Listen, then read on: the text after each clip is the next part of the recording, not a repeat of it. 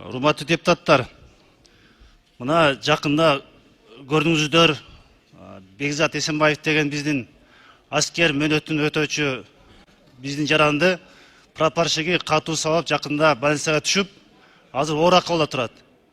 Урматтуу төраға, өткөндө ушул маселени көтөрдүм эле.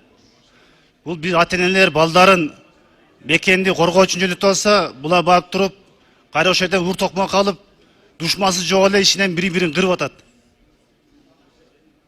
Бул не деген эми көрүнүш? Ата-эне бизге арызданып кайрылып атат. Барып мекенди коргообу же барып инвалид болуп келеби деп.